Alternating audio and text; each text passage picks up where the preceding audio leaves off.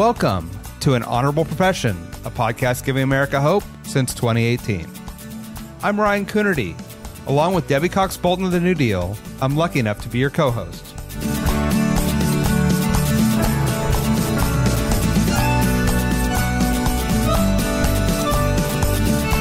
An Honorable Profession is a New Deal Leaders podcast. The New Deal is an organization that supports the next generation of American leaders.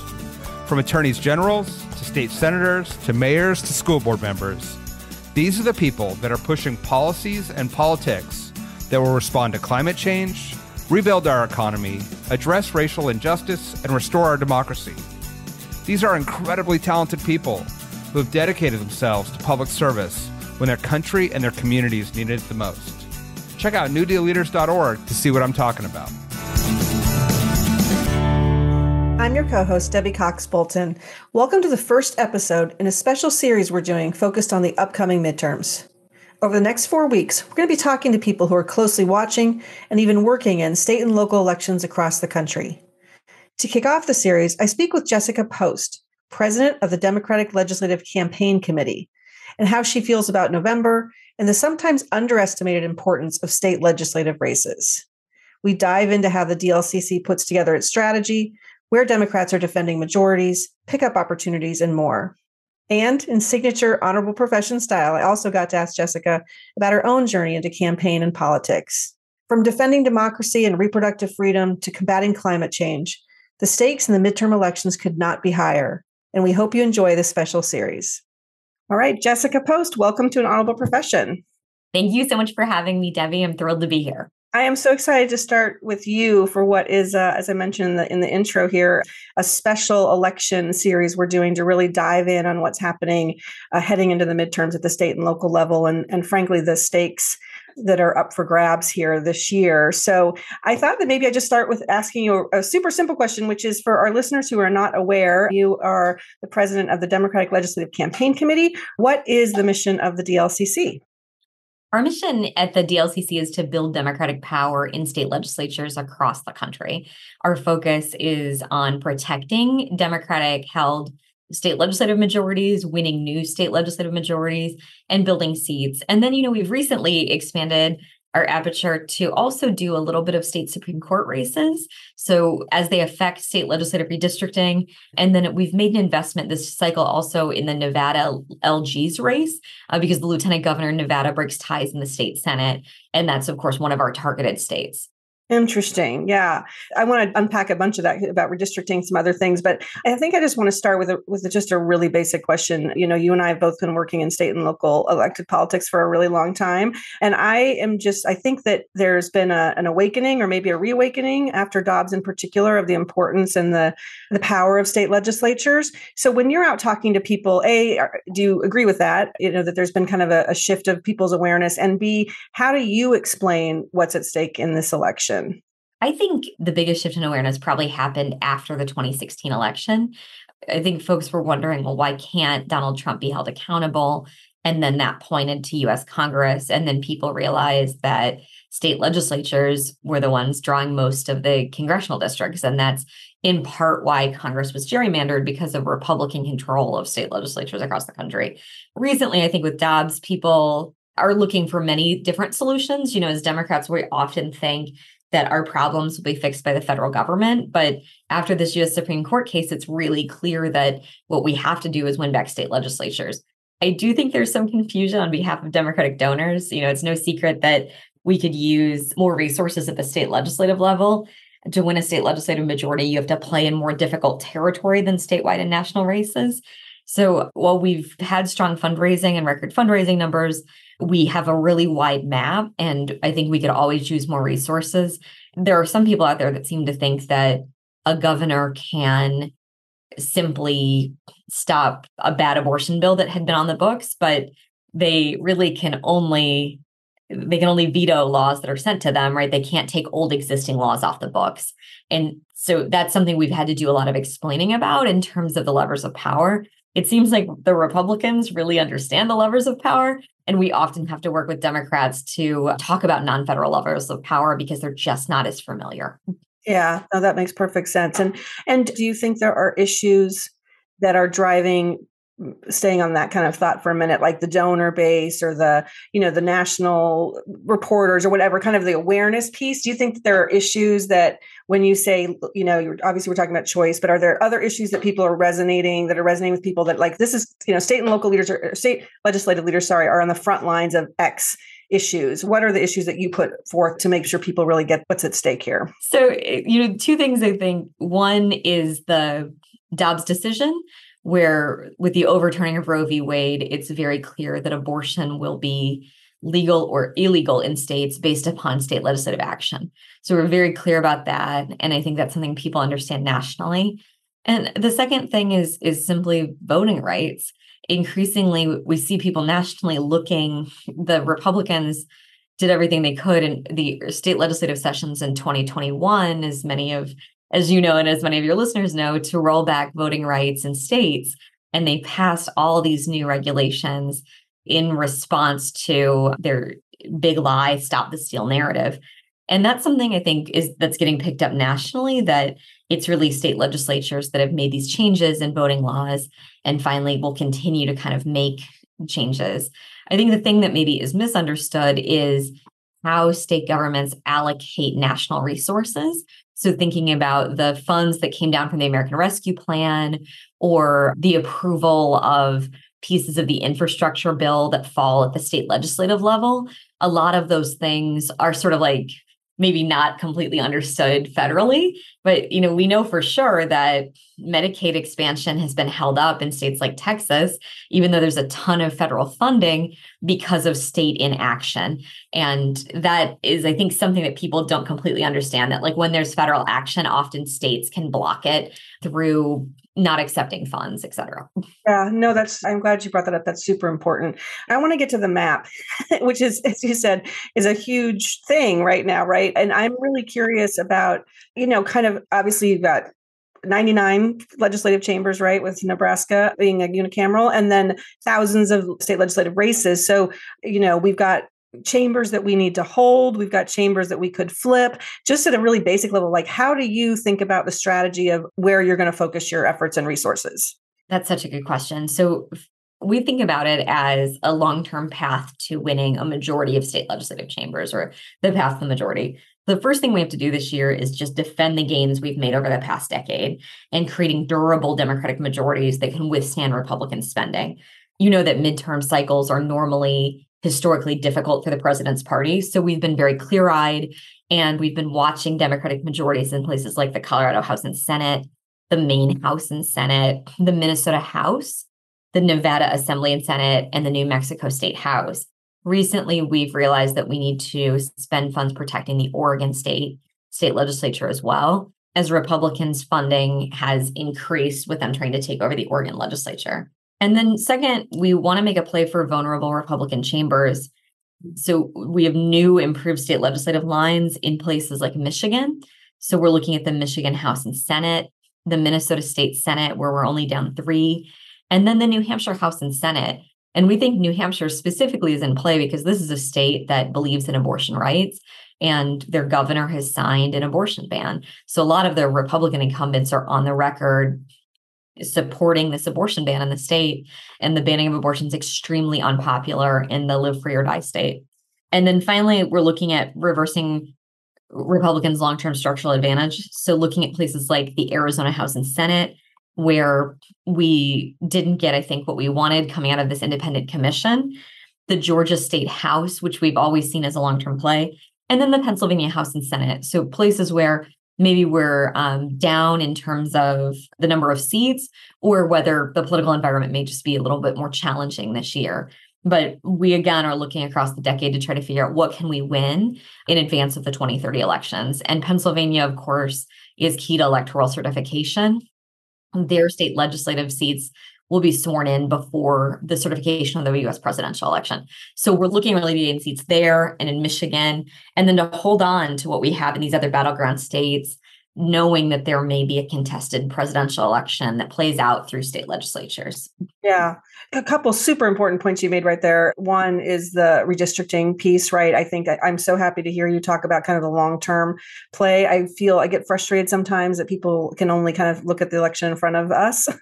And I think that, that's kind of what gets us into trouble, right? When the redistricting comes around every 10 years and then we're dealing with lines that are harder than before. So I think that I appreciate knowing that that's kind of how you think about things.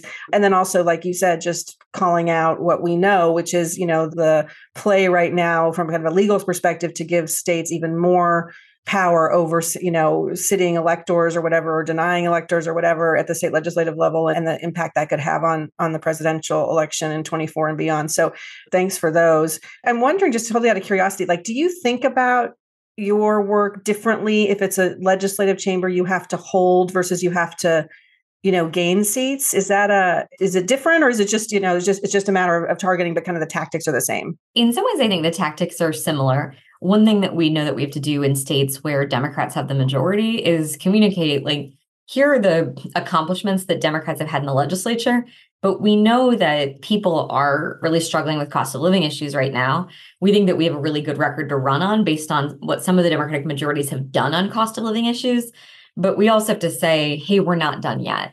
There's still a lot of pain out there. We need to do many more things to make things more fair and equitable. So that's, I think, one thing that's different. We also are able to do more communication on what they accomplished during session versus in a Republican majority, we're just able to kind of basically say that the environment was caused by the incumbent Republicans, and then we're able to talk a lot about the flaws that they've had in governing the state. Difficult sometimes when we have Democrats, presidential party, but then the state legislature is controlled by Republicans. The outcomes really are increasingly different state by state in red states versus blue states. Yeah.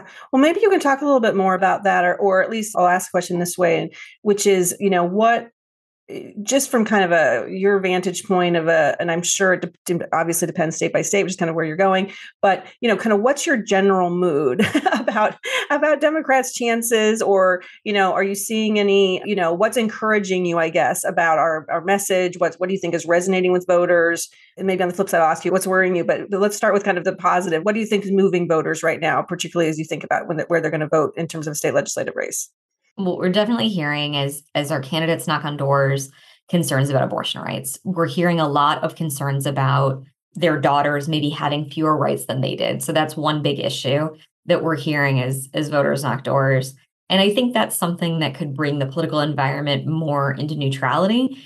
We saw in Kansas that there was an influx of additional women voters that were oriented on the abortion issue.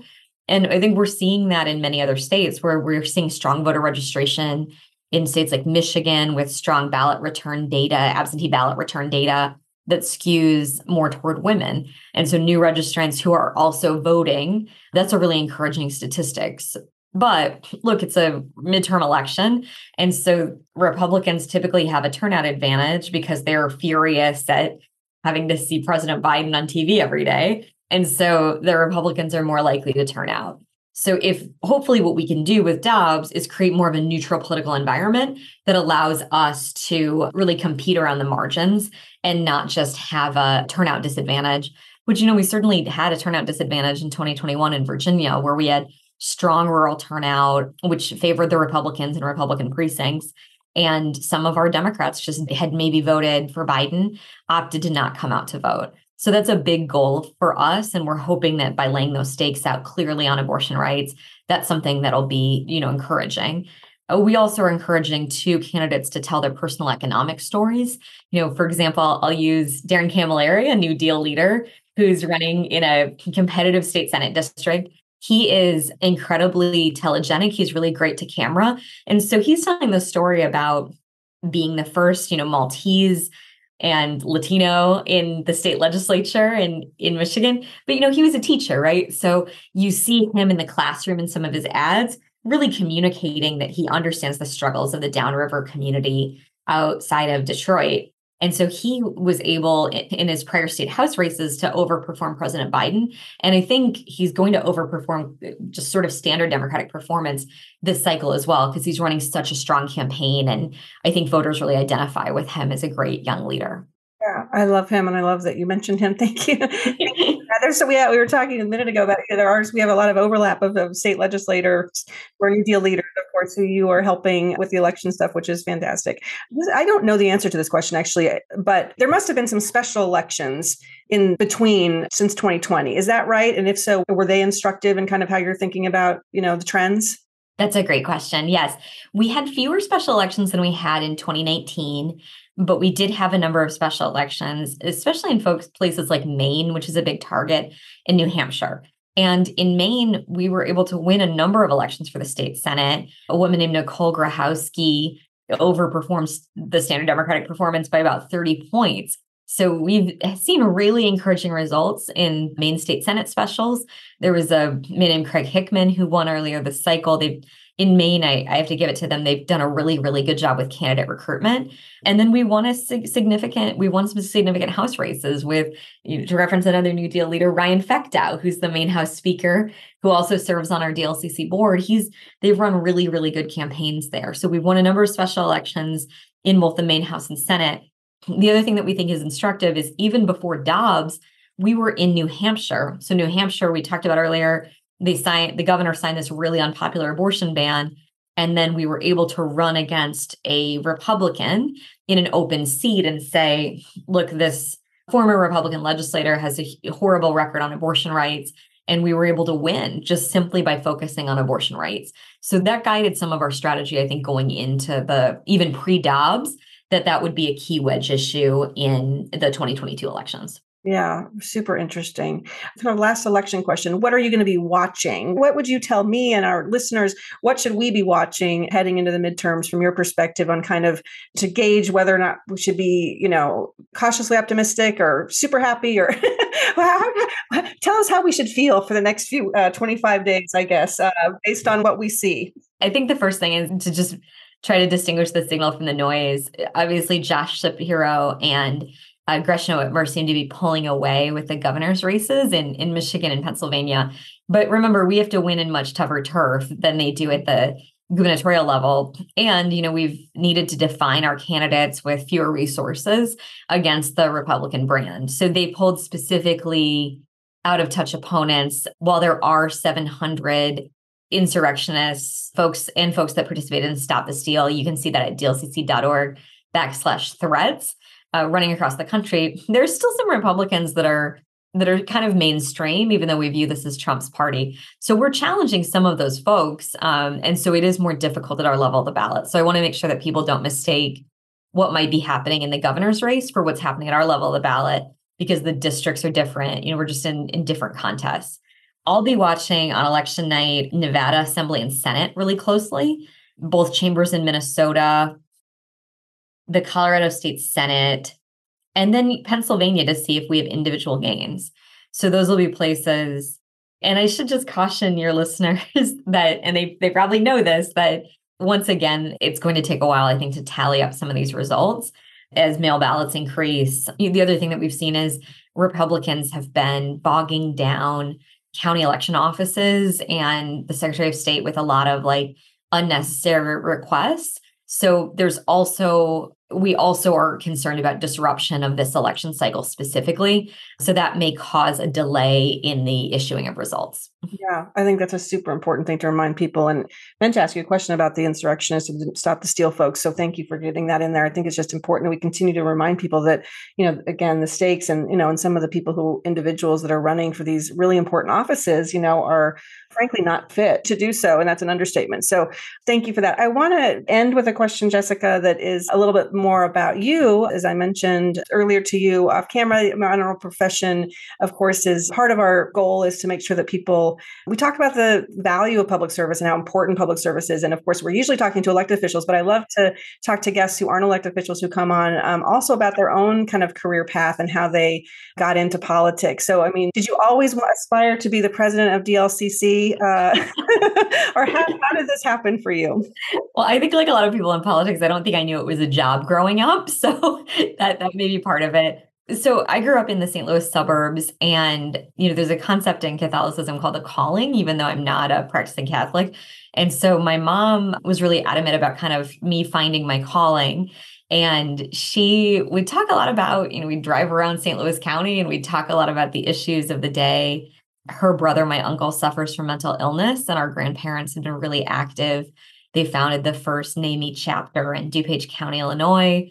And then growing up in Missouri, when I was in college, you really saw the state change. So I was a college Democrat. I went out and I volunteered and I knocked doors for state legislative races, and we would go all around the state for state legislative special elections. So sort of a bit of like a prescient prediction for the future. Yeah.